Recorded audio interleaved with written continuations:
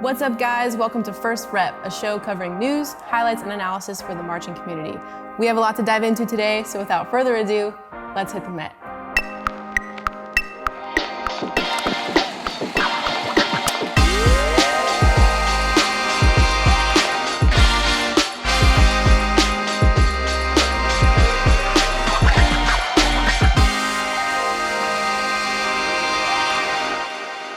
Crazy to think that we have a whole year of pandemic living behind us. The world, as well as the marching arts, is now juggling the return of rehearsals and performances all in person. Today we wanted to talk about some innovative ensembles we've seen, how the demand has changed, and more importantly, break down one of the most iconic WGI shows that we've seen yet. Before we get started, we want to let you guys know about a discount opportunity we have for any performers out there. Stick around till the end of the episode to find out more.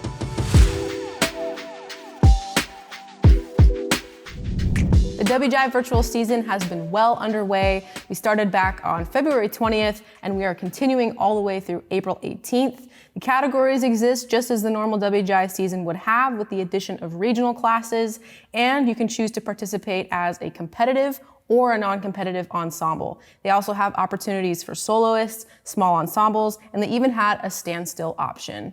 Can't wait to see how this all pans out on April 18th. Music City Mystique took a unique approach to their 2021 season. They took full advantage of the opportunity to try something new with their production entitled Nocturne. They had amazing set design, they had great video production, great lighting, and like they always do, they've always had excellent performers. So check out the Nocturne program. It's in 3 vignettes and it's about their night watchman, the moon. Ooh. George Mason University has taken on a visual album with artist Joseph Noah for the 2021 season. This explores a whole new genre of entertainment, one that combines both marching percussion and pop culture.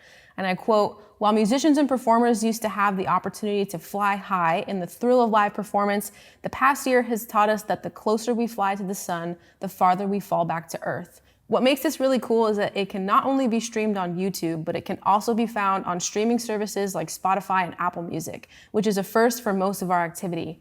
In the same vein, Monarch Independent has chosen to dive into a short film medium for their 2021 production that has been titled Bring It Home. This has never made me miss the marching arts more than anything as I watch this on YouTube. They started with everyday items like spoons on a cup, shaking of a blender bottle, they spicing up their veggies. You see a short film of the journey to a rehearsal, and then the culmination of putting everything together as an ensemble at the end. And guys, it's not just about the movie, the beats are dope too. Trust me on that one.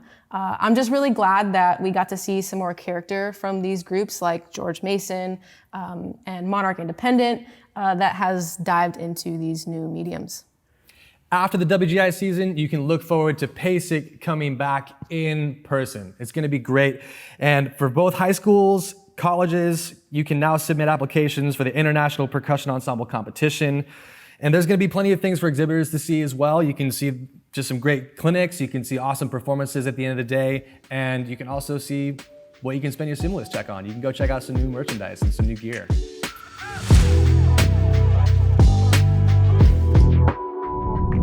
The WGI season is underway and they've done a great job maintaining an even playing field for everyone to participate, regardless of their county's guidelines. Here's some rules they put in place for everyone to participate.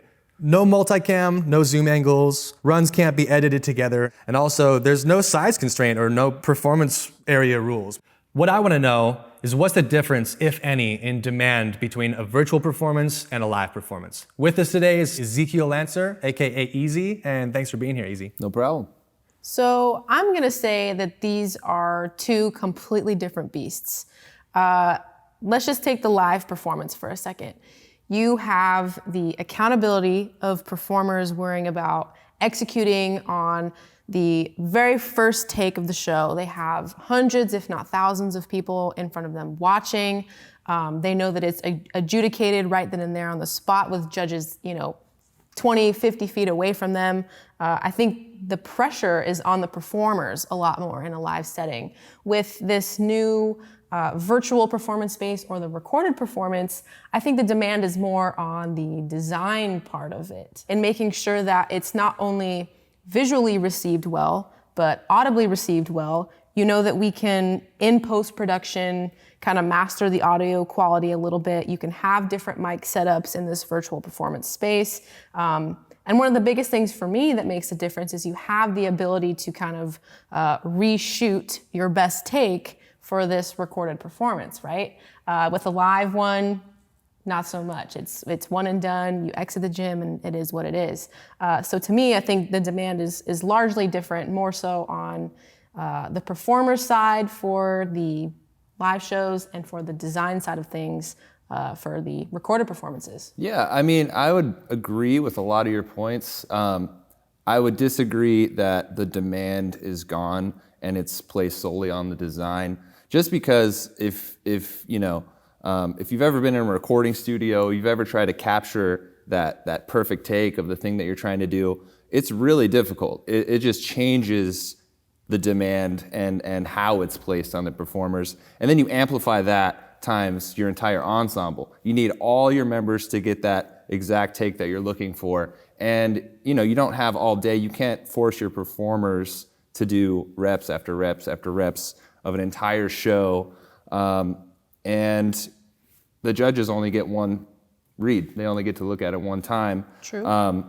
So it's certainly a different kind of demand, but I think there's certainly still demand happening. Fair. At the end of the day, I just want to be entertained. Like that's, especially since I can't be there, show me something that I'm gonna lose it over, basically. Which I guess is the reason why they have the non-competitive side of things. You can go totally crazy and make a movie out of it.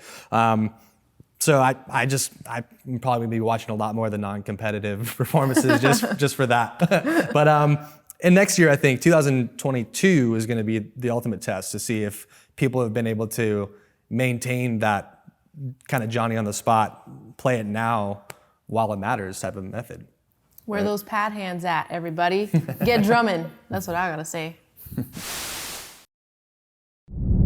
So we've been talking a lot about current WGI shows, but now it's time to take it all the way back to 2009, Rhythm X with their show entitled Touch. Not only an iconic show for the organization, but an iconic show for WGI shows yet to come. Casey, let's break it down.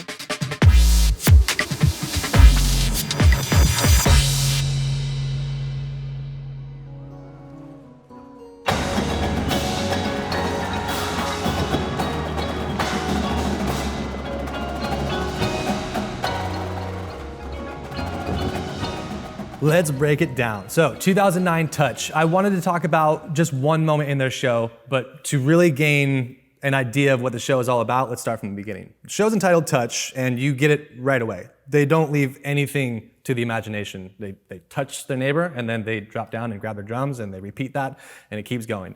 Throughout the opener, they're playing with their hands on their drums. They're doing giant claps, getting their home crowd involved in the performance as well. Lots of touching moments, but a little bit of campiness, I think, inside of the opener. And besides the amount of quality that the performers are playing and the great design elements, I'm still waiting for something to separate this group from the rest of the pack. And that happened in the ballad, of all places.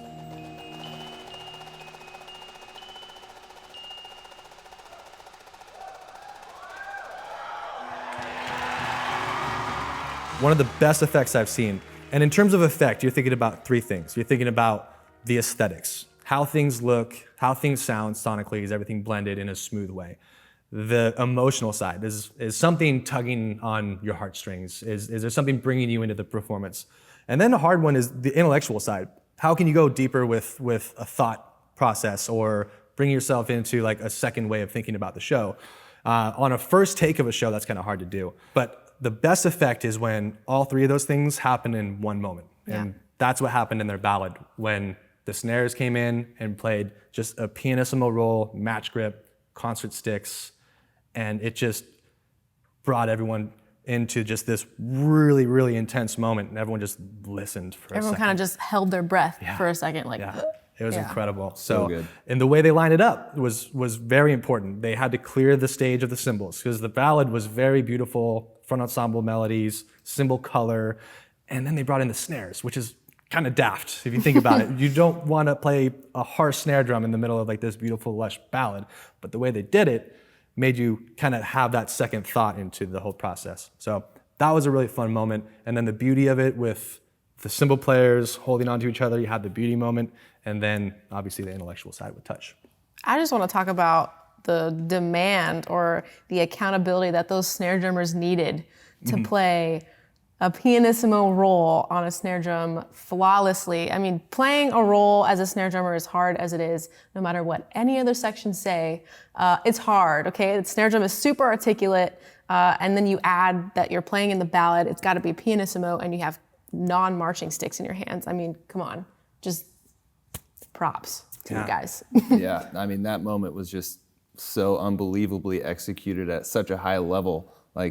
And they're banking all of the GE and that entire moment on that coming across, and for them to nail it like they did that's why it's going down in history, right? Yep, yeah. 100%. And it changed the optics, like being there, everything, like almost the air was sucked out of the room. It's kind of a trip to watch it these days too. I mean, it's got even more effect in an era where we can't really touch, and you're seeing that, and it's kind of, it hits home a little harder. Yeah. A well-deserved championship trophy. Mm-hmm. Drum Corps will be back in full swing before we know it, and we want to highlight some incredible experiences available to all of you. The Blue Devils are providing priceless opportunities for 2021, and whether you're wanting to gain audition experience or you're looking to earn a spot for 2022, there's something for everybody. You can use our code FIRSTREP10 for a 10% discount on the Virtual Audition Academy, auditions for 2022, and even Blue Devils merch. Don't miss out on the opportunity to get back out on the field with the best of the best. For more information, check out the links in our description below. That wraps up our episode. For more information on any of the stuff that we talked about today, check our description down below. And if you want to stay up to date on everything that's happening in the marching community, don't forget to hit that subscribe button. Thanks for watching. We'll see you next time.